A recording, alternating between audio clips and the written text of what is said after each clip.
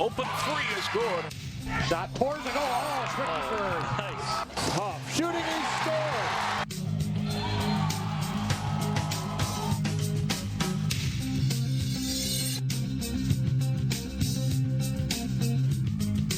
Hello and welcome to Sports Jam. I'm John Jacobson. And I'm Jay Wilcox. This week on the show, plenty of playoff action in baseball, softball, and boys tennis, plus a look ahead to the lacrosse playoffs. Later, we'll meet a hard-throwing pitcher from a small school baseball power and hear from section softball finalist Hopkins. Speaking of Hopkins, the Royals baseball team survived a scare from Cooper in the opening round of the Section 6 4A tournament, rallying for a 3-2 win. That put the Royals up against the other Robbinsdale District team, Armstrong, in round 2. Down 1-0, Morgan Holmes responds in a big way for Hopkins, crushing the pitch way over the fence and left for a solo homer in the bottom of the first to even the score at 1-1. In the third, Luke Poliak laces a hit to center field. Poliak single scores Wyatt Nelson to put Hopkins in front 2-1. Armstrong trails 3-1 in the top of the fifth until Dawson D slashes a hit down the third base line. Braden Gray scores and the Falcons are within 3-2. Then in the sixth, Jarrett Kuznia ties it up with one swing, driving it near the scoreboard and left. He's pumped up as Armstrong battles back to make it 3-3. It sets up a classic ending in the seventh. Reliever Blake Williams knocks down the comebacker, but he throws well wide of first base and the ball rolls away. Poliak started the play on first but was running with the pitch, and he dashes all the way home, sliding under the tag to score the winning run as Hopkins edges Armstrong 4-3. It was a ton of fun. It was a close game the whole time. You know, they're a really good team. We've competed with them the past few years, and it's a huge win. Once I touched that third base, I had a pretty good chance of going home, and even though the throw was closer than I thought it was, I think I still got in there. Also in Section 6, top seed Wayzata down Washburn 8-1. Cooper was eliminated by Southwest 7-6. So Hopkins and Wayzata are meeting Tuesday in the winner's bracket final. Armstrong faces St. Louis Park in an elimination game, and then the rest of the tournament moves to Siebert Field. In Section 5 4A baseball, the defending section champion is off to a good postseason start. Champlin Park, the #1 seed, defeated Spring Lake Park and then Totino Grace in the first two rounds. Rebels trailed the Eagles 6-3 before rallying in the sixth inning to take the lead and get the win. The others' winner bracket semi saw Centennial edge Mounds View. Park Center, which lost to Mounds View in the first round, fell 7-3 to Irondale Monday in the losers bracket, eliminating the Pirates. Champlin Park now meets Centennial Friday night at 8 at CHS Field in St. Paul. The winner moves into the section final on June 7th. Totino Grace is still alive, and they'll look to stay that way when they meet Irondale Wednesday afternoon in Coon Rapids. Maple Grove and Osseo both host first-round games when the Section 8 4A tournament gets underway Wednesday afternoon. In Class A, Section 4 Heritage Christian Academy is the #2 seed behind Legacy Christian. The Eagles took on West Lutheran in a quarterfinal round game. The Eagles looking to beat the Warriors for a second time this season. Bottom of the third, 2-on, 2-out, tied at 1. Heritage's Timmy Thurston comes through with a clutch hit. Steph Sawtell and Nathan Sawtell score for a 3-1 Eagles lead. In the bottom of the sixth, Heritage gets an insurance run. TJ Guggenberger comes home on the throwing error for a 4-1 lead. And Nathan Sawtell holds the Warriors scoreless from the second inning on, getting the win. Heritage advances into the winner's bracket with a 4-1 win. Track and field athletes have to be at their best now as we hit the home stretch of the season. Irondale, the site for the Northwest Suburban Conference meet, and the girls 4x200 relay. Champlin Park's Lauren Samuel anchors the Rebels to victory. Their time 1:45.06. Boys 4x100 relay is a battle to the finish. Osseo's Ron Gray legs out the win for the Orioles. He also anchors their winning team in the 4x200. Girls 1600 meters, Maple Grove 7th grader Nora Tross kicks her way to the win. Her time is 5:22.06. In the boys 1600, Maple Grove's Alex Miley sets a new conference record with a time of 4:15.77. Osseo's Corey Moody takes second. Miley also sets a new record in the 3200. The girls triple jump, Armstrong's Michaela Baker goes 38 feet 1 inch, just missing the conference record. Champlin Park's Allison Garrids takes second. And here's what two of the local winners had to say. This is definitely a confidence booster. I'm loving the momentum I have right now, but I just got to keep working hard with my teammates in practice, listening to my coaches. But yes, I'm definitely happy with this. This year I really want to go all out, and last year it was a disappointment because earlier in the season I jumped really good and I would have broke the state record with that jump. And I'm hoping to break my PR at state this year and jump maybe a 41 and break the record. And here's a look at the team scores. Anoka wins the girls' meet with Blaine edging Elk River for second. Armstrong is the top local team, placing fourth. Champlain Park is sixth, Maple Grove 8th, Osseo 10th, Park Center 13th, and Totino Grace is 14th. On the boys' side, Elk River takes the top spot, and Osseo edges Centennial by 1/2 point for second. Maple Grove is 6th, Park Center 9th, Armstrong 10th, and Champlain Park and Totino Grace tie for 12th. Section meets are this week. The Wayzata boys tennis team has become a regular visitor to the state tournament. The Trojans took aim at the Section 5 AA title against upset-minded Armstrong. Johnny Nudler serves for Wayzata at #1 singles to Nikita Snezhko.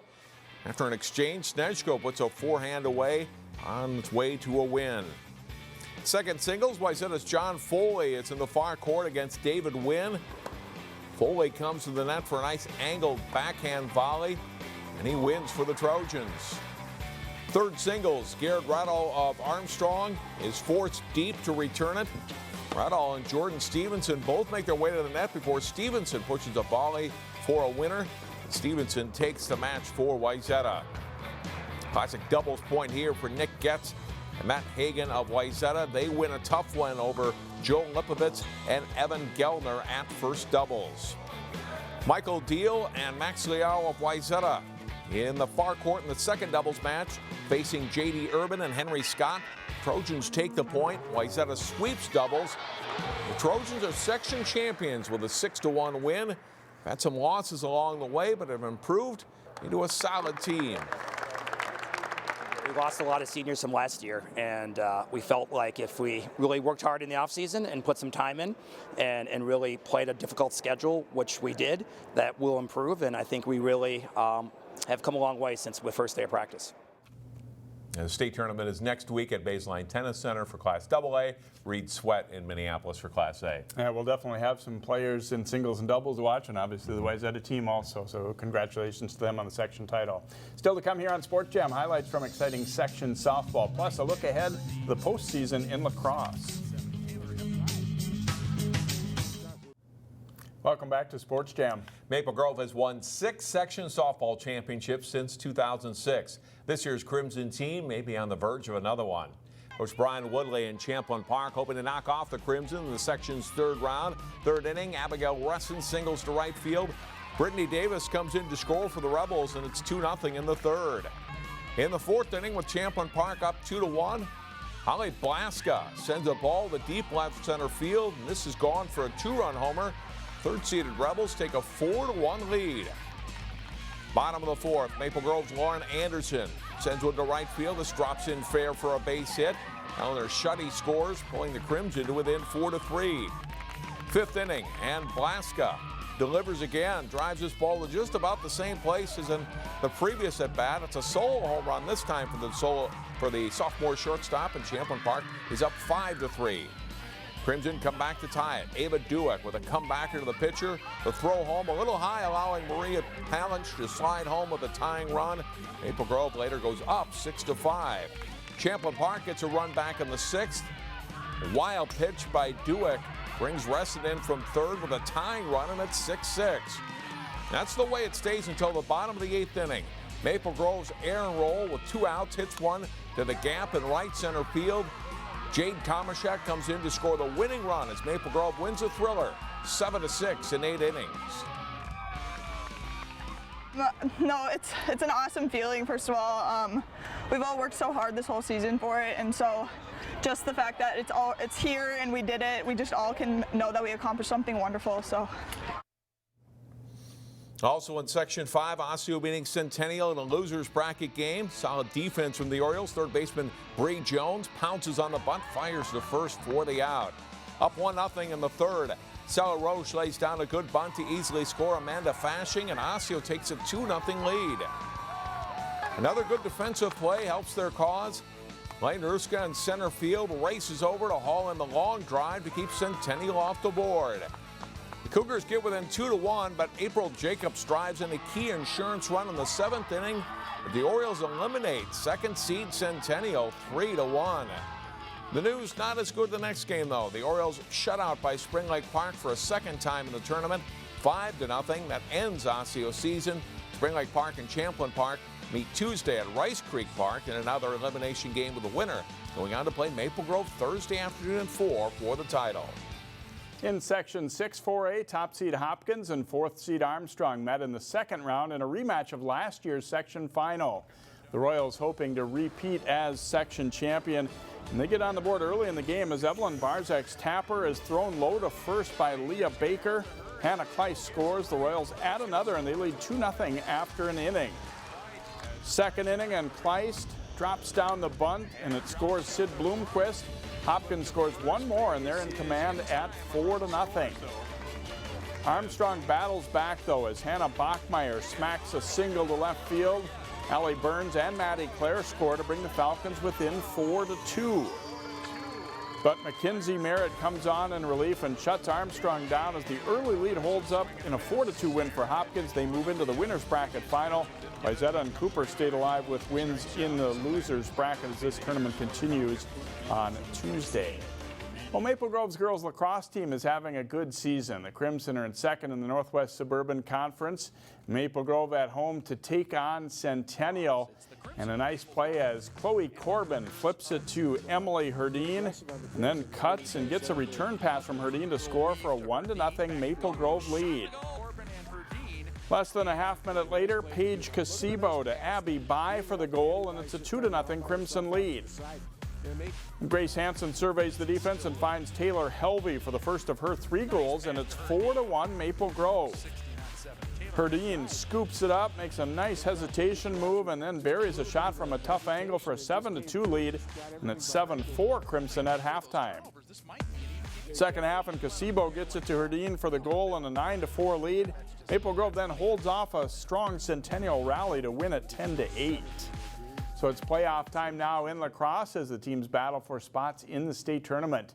Maple Grove is the top seed in the Section 8 boys tournament. They're followed by St. Michael Albertville, defending champ Wayzata, and Rogers. Osseo Park Center is the number 7 seed. The quarterfinals are Thursday at the home site of higher seeds, so Maple Grove, Rogers, Wayzata, and STMA are at home. In the Section 5 boys tournament, Benilde St. Margaret's is the top seed, followed by Blake and Armstrong. Providence, Breck, Totino Grace, Hopkins, and Cooper, and then the 5 through 9 slots. Quarterfinals are Wednesday and Thursday at high seeds. Champlin Park is the 9th seed in Section 7. Anoka is the top seed, followed by Blaine and Andover. Champlin Park is in Duluth for the first round. In Section 8 girls, Maple Grove is the top seed, followed by Buffalo and Osseo Park Center. Wayzata is the 5th seed. Maple Grove and OPC are home in the quarterfinals, while Wayzata travels to Elk River. In the Section 5 girls tournament, Blake and Breck are the top 2 seeds, followed by Armstrong, Benilde, and Hopkins. Grace is 7th and Cooper 8th. The quarterfinals there are Wednesday. Champlin Park's girls are the number 3 seed in Section 7 behind Blaine and Centennial. They host the Andover Irondale winner in the quarterfinal round.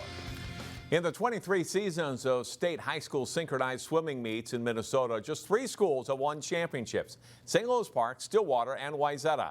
The Trojans were looking for their 11th straight title last week.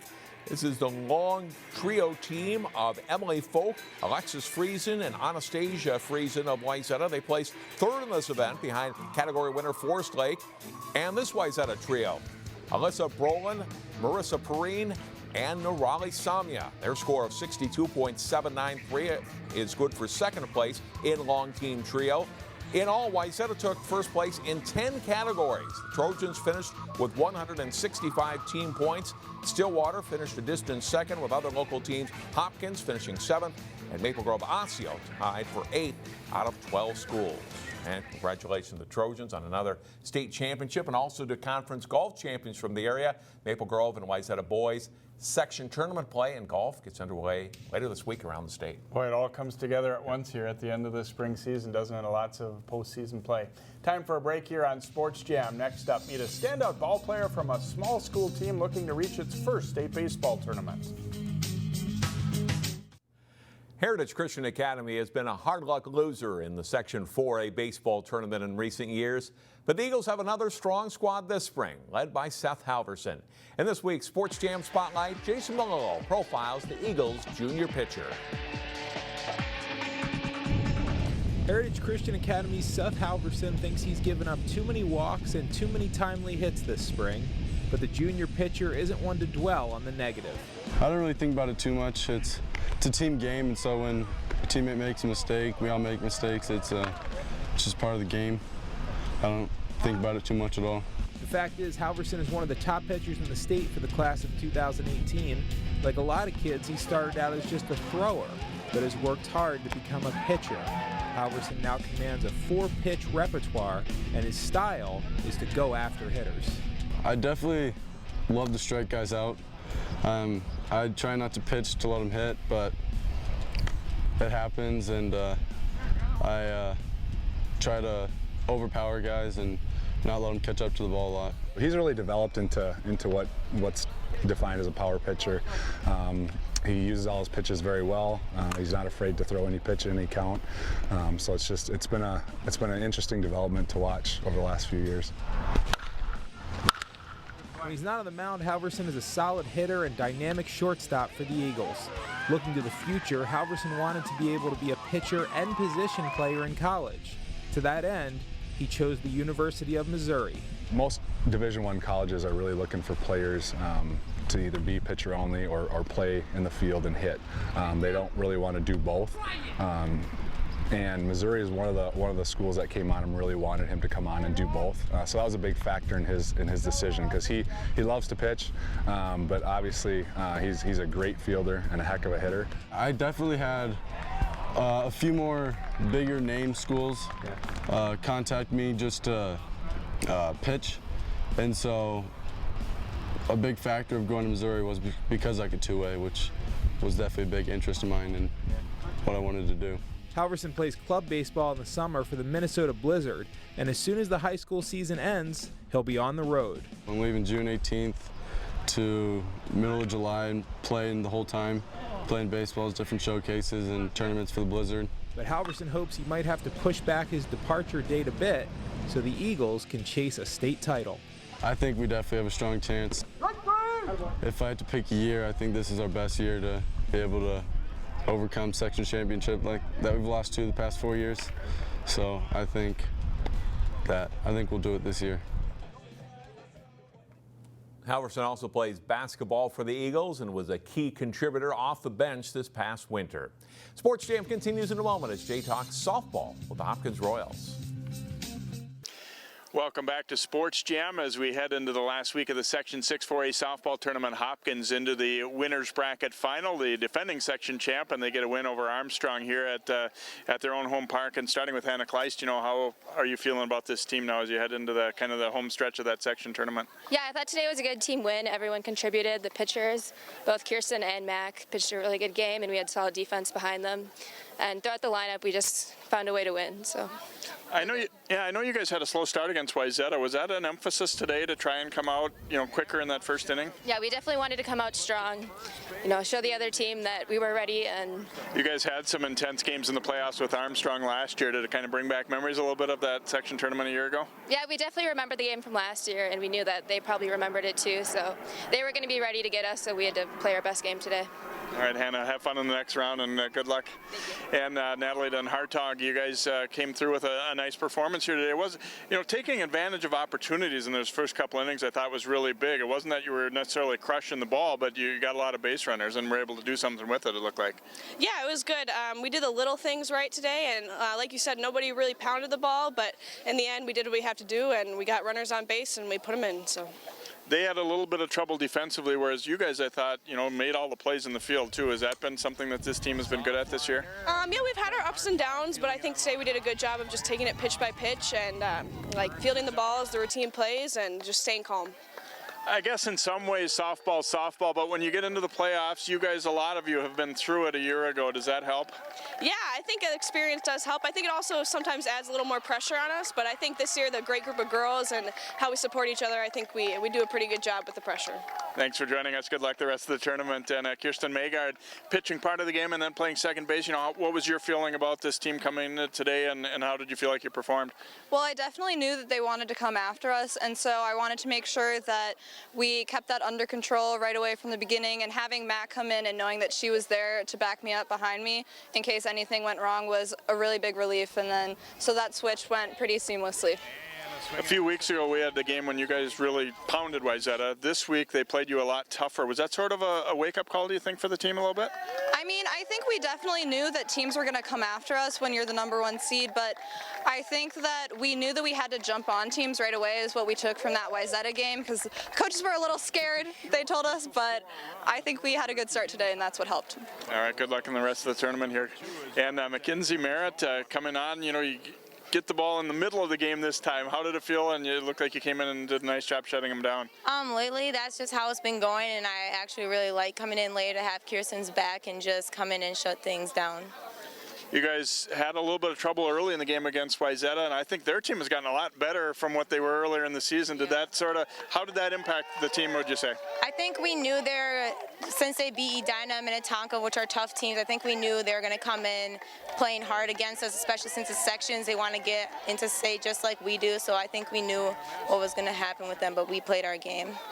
And this win today over Armstrong, we said, they don't have the greatest record, but you can see they've got some players. It isn't going to be an easy game against them. Did you feel like your team responded well to their challenge today? Yeah, I did. I think we played our game good today, and we made our plays, and we hit the ball when we needed to, which got us to win today.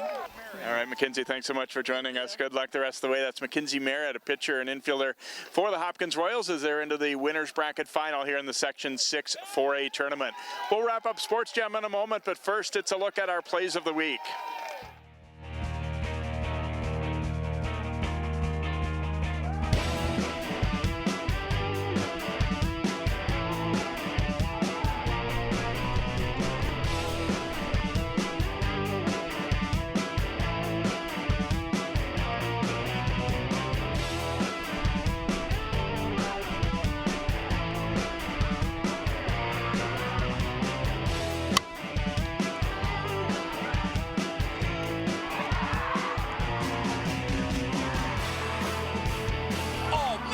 Backhand and a goal by Taylor Helby.